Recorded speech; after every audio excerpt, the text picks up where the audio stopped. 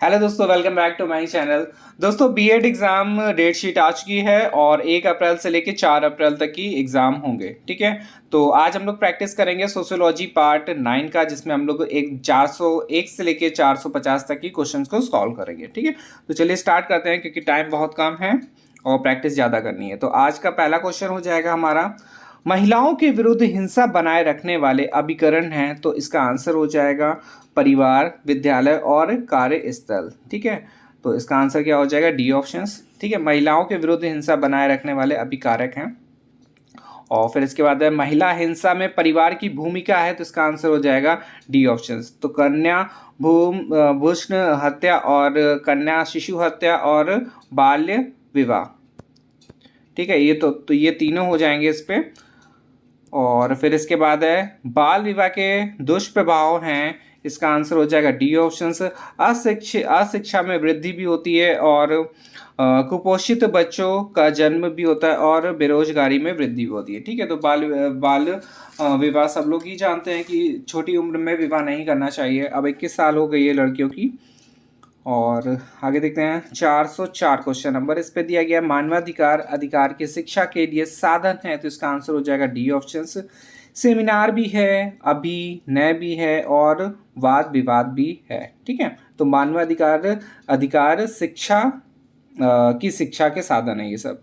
फिर इसके बाद है समाजीकरण के स्रोत व कारक हैं, तो इसका आंसर हो जाएगा डी ऑप्शन। इस पे दिया गया है परिवार भी है, पड़ोस भी है और धार्मिक समिति भी है। ठीक है, तो ये ऐसे लिख सकते हैं आप लोग, एक शॉर्ट में एक लाइन में नोट डाउन कर लीजिए। समाजीकरण के स्रोत व कारक हैं, तो क्या हो जाएगा? पड़ोस और परिवार, धार्मिक समितियाँ। ठीक है, फिर इसके बाद है प्रगतिशील समाज में समाजीकरण होता है, तो इसका आंसर हो जाएगा तीव्र गति से होता है। फिर इसके बाद है मातृत्व सुविधा का मूल कानून कब बना, तो इसका आंसर है 1961 में। इंपॉर्टेंट है ये। ठीक है, तो नोट डाउन कर लीजिए 1961 मातृत्व सुविधा का कानून बना था। फिर इसके बाद है समाजीकरण की कौन सी विधियां हैं, तो इसका आंसर हो जाएगा पुरस्कार विधि भी है, दंड विधि भी है। ठीक है, तो इसका ऑप्शन जो हो जाएगा वो सी ऑप्शन है, ए एंड बी दोनों। फिर है व्यक्ति के समाजीकरण के प्रमुख सूत्र हैं, तो इसका आंसर क्या हो जाएगा? परिवार भी है, पड़ोस भी है, धार्मिक समितियां भी हैं। ठीक है, अभी क्वेश्चन सॉल्व कर चुके हैं ये। और फिर इसके बाद समाजीकरण की प्रमुख विशेषताएं हैं, तो इसका आंसर है डी ऑप्शन। और पहले ऑप्शन में दिया गया वास्तविकता की भावना का विकास होना, उपयोगी क्रियाओं को सीखना और भाषा सीखना। ठीक है, समाज में रहने के लिए ये सब काफ़ी इंपॉर्टेंट है ये। फिर इसके बाद समाजीकरण के प्रकार हैं, तो इसका आंसर हो जाएगा सी ऑप्शंस। और पहले वाले ऑप्शन में दिया गया है पद स्थिति संबंधी समाजीकरण और सेकंड में दिया गया कार्य भूमिका संबंधी समाजीकरण। फिर इसके बाद है समाजीकरण की प्रक्रिया के प्रकार हैं, तो इसका आंसर हो जाएगा परंपरागत समाजीकरण। फिर है स्तरीकरण के प्रमुख रूप होते हैं, तो इसका आंसर हो जाएगा डी ऑप्शन। तो ये तीनों होते हैं स्तरीकरण, उच्च वर्ग भी होता है, निम्न वर्ग भी होता है और माध्यम वर्ग भी होता है। फिर है लिंग असमानता की व्याख्या करने वाले प्रमुख नारीवादी सिद्धांत कितने प्रकार के हैं, तो इसका आंसर हो जाएगा 2 प्रकार के हैं। ठीक है, तो नारीवादी सिद्धांत कितने प्रकार के हैं? 2 प्रकार के हैं। फिर इसके बाद है परिवार की उत्पत्ति के संबंध में सर्वप्रथम प्लेटो और तथा अरस्तु ने सामान्य सिद्धांत को प्रस्तुत किया था। उनके विचार में परिवार का प्राथमिक स्वरूप कैसा है, तो इसका आंसर हो जाएगा पितृसत्तात्मक। ठीक है, तो पिता ही सर्वोच्च है। फिर है जॉर्ज रिट्जर ने सभी नारीवादी सिद्धांतों को कितने भागों में विभक्त किया है, तो इसका आंसर हो जाएगा 3 भागों में। ठीक है, तो याद रखिएगा जॉर्ज रिट्जर। फिर है बेमेल को बाहर कीजिए, तो इसका आंसर हो जाएगा विज्ञापन में महिलाओं का प्रस्तुतिकरण। फिर है परिवार जब परिवार में सत्ता स्त्री के हाथ में होती है तो उसे किस प्रकार का परिवार कहते हैं, तो इसका आंसर हो जाएगा मात्र सत्तात्मक परिवार। और पिता के हाथ में हो जाएगा पितृ सत्तात्मक परिवार। फिर इसके बाद है परंपरागत हिंदू परिवार का स्वरूप किस प्रकार का था पूछा गया है, तो संयुक्त परिवार का। अब क्या है, सब लोग अलग अलग रहने लगे हैं, एक एक परिवार। ठीक है, फैमिली मतलब कि माता पिता और अलग हो जाएंगे। अपने जो सीनियर्स हैं जैसे बाबा दादी हो गए तो वो लोग अलग रहने लगते हैं। ठीक है, उनको अलग कर दिया जाता है। ज़्यादातर लोग यही है क्योंकि बाहर साइड अब सब लोग जॉब करते हैं। पहले क्या होता था, सब लोग खेती बाड़ी करते थे, इसलिए सब लोग एक साथ रहते थे। ठीक है। फिर अब इसके बाद है क्वेश्चन नंबर 420। परिवार शब्द फैमिली शब्द परिवार शब्द अंग्रेजी शब्द फैमिली का हिंदी रूपांतर है। फैमिली शब्द की उत्पत्ति लैटिन भाषा, इंपॉर्टेंट है, लैटिन भाषा के किस शब्द से हुई है? तो फैमुलस से हुई है। ठीक है। फिर इसके बाद है निम्न में से कौन सा कथन सही है? तो इसका आंसर हो जाएगा बी ऑप्शन से, परिवार एक समिति है।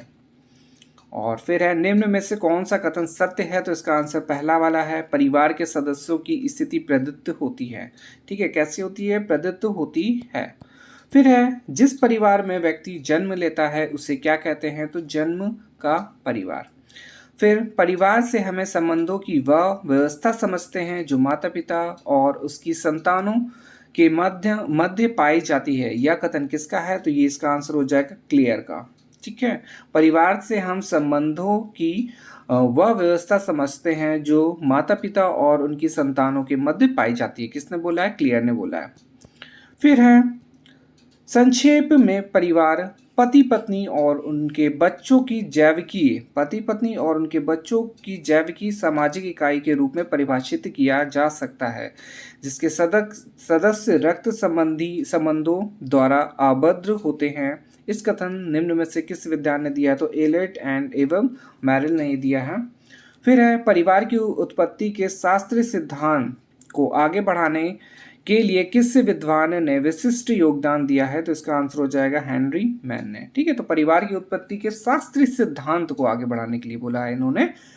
फिर इसके बाद है परिवार की उत्पत्ति से संबंधित एक विवाह सिद्धांत। परिवार की उत्पत्ति से संबंधित कौन सा विवाह? एक विवाह सिद्धांत का प्रतिपादन निम्नलिखित में से किस विद्वान ने दिया है? तो इसका आंसर हो जाएगा हर्बर्ट स्पेंसर। ठीक है, इंपॉर्टेंट है ये भी।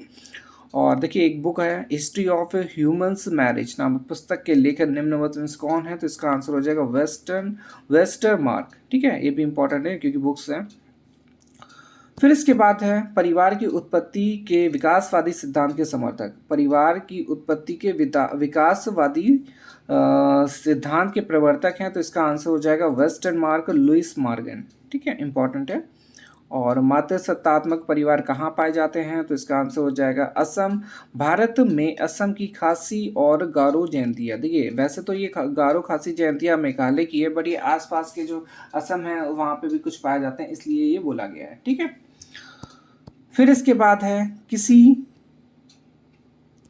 किसी भी संस्था के अनेक कार्य हैं, संभवतः सभी संस्थाओं में परिवार संस्था अनेक विविध कार्य करने वाली संस्था है। यह कथन किस विद्वान का है? तो इसका आंसर हो जाएगा एलियट एवं मैरिल का। ठीक है, और फिर है विवाह स्त्री और पुरुष को पारिवारिक जीवन में प्रवेश कराने की संस्था है। यह कथन किस विद्वान का है? तो किम्बल यंग का है। ठीक है, तो क्या है? एक शादी मान लीजिए आप सीधे कि शादी जो है नहीं याद, यही रखिए पारिवारिक जीवन की सीधी सी बात है, शादी हो जाएगा। तो किसने बोला है? किम्बल यंग ने बोला है ये। और फिर इसके बाद है रीड के अनुसार निम्नांकित में से कौन सा परिवार का प्रमुख कार्य है? तो वंश वृद्धि भी होता है परिवार से, समाजीकरण भी होता है परिवार से, और यौन इच्छा की पूर्ति व नियंत्रण भी होता है परिवार से। तो इसका आंसर क्या हो जाएगा? डी ऑप्शन, ये सभी। फिर है आंगबन एवं निम्नकॉफ के अनुसार निम्नलिखित में से कौन सा परिवार का कार्य नहीं है? तो क्रीड़ा प्रतीक्षा। ठीक है, तो यही नहीं है, बाकी इसने वह प्रेम भी है, आर्थिक कार्य भी है, रक्षा संबंधी कार्य भी है।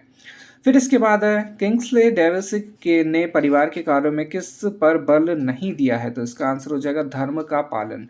धर्म के पालन पर बल नहीं दिया है। किसने? किंग्सले डेविस ने परिवार के कार्यों में धर्म का पालन करने पे बल नहीं दिया है।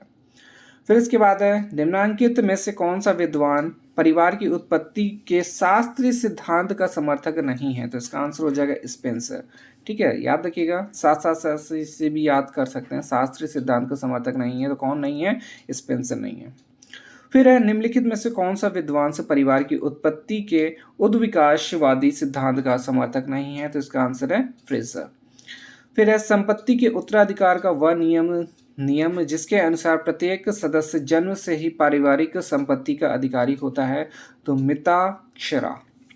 ठीक है, मिताक्षरा बोलते हैं उसको। और फिर इसके बाद मिताक्षरा के नियम के प्रवर्तक कौन माने जाते हैं, तो इसका आंसर हो जाएगा विज्ञानेश्वर। फिर है एक विवाह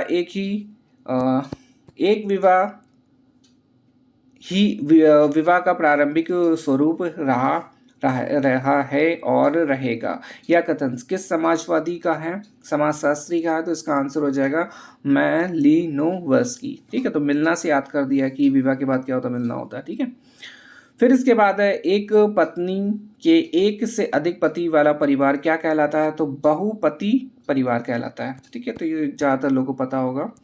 फिर इसके बाद है माता के पास सत्ता वाला परिवार, से यह क्वेश्चन प्रैक्टिस कर चुके हैं पहले ही। माता सत्तात्मक होता है और पिता से हो जाएगा पिता सत्तात्मक। और फिर वह परिवार कौन सा है जिसमें पति पत्नी अपने अविवाहित बच्चों के साथ रहते हैं, तो इसका आंसर हो जाएगा एकाकी परिवार। ठीक है, अविवाहित बोला गया है इस पे। और फिर इसके बाद परिवार की उत्पत्ति का एक विवाहित सिद्धांत दिया था, तो इसका आंसर हो जाएगा स्पेंसर। ठीक है, ये भी इंपॉर्टेंट है, प्रैक्टिस कर चुके हैं इसको भी क्वेश्चंस की। और फिर मात्र सत्तात्मक परिवारों का जो प्रचलन है कहाँ पे है, जनजाति में है। तो जनजाति सबसे ज़्यादा आपको ईस्ट वाले एरिया में मिल जाएगी, जो हमारा ईस्ट एरिया इंडिया का। और फिर इसके बाद निम्नलिखित में से कौन सा परिवार की विशेषताएं नहीं है, तो अस्थिरता। ठीक है, विवाह संबंध, सामान्य निवास से विभिन्न स्वरूप, ये सभी हैं। फिर इसके बाद है वह गृहस्थ समूह जो प्रारंभिक परिवार से बड़े होते हैं और जिसमें समानता दो या दो से अधिक एकाकी परिवार पाए जाते हैं, संयुक्त या विशिष्ट परिवार कहलाते हैं। यह कथन किसका है, तो इसका आंसर हो जाएगा SMN श्रीनिवास का है। ठीक है, तो निवास से याद रखिएगा, निवास से आप लोग को जल्दी याद हो जाएगा कि दो या दो से अधिक, 2+2 से अधिक अगर एकाकी परिवार रहेंगे तो उस पे उसको ये कथन किसने बोला है, तो श्रीनिवास ने बोला, MN श्रीनिवास ने। फिर इसके बाद है क्वेश्चन, संयुक्त परिवार की संरचना में सर्वोच्च स्थान किसका है, तो इसका आंसर हो जाएगा कर्ता का, जो काम करता है या जिसके जो पूरा परिवार जिस पे डिपेंड होता है उसको भी बोल सकते हैं। और फिर इसके बाद संयुक्त परिवार की संरचना में हिंदू दर्शन के अनुसार सर्वाधिक निम्न स्थिति किसकी मानी जाती है, तो इसका आंसर है विधवा स्त्री। ठीक है, विधवा स्त्री की निम्न स्थिति माना जाता है, तो मतलब स्थिति मानी जाती है इस पर। और फिर एक और इम्पोर्टेंट क्वेश्चन है, हिंदू स्त्रियों को संपत्ति में उत्तराधिकार संबंधी अधिनियम किस सन में बनाया गया था, तो इसका आंसर हो जाएगा 1939 में। ठीक है, तो इम्पोर्टेंट क्वेश्चन है ये भी।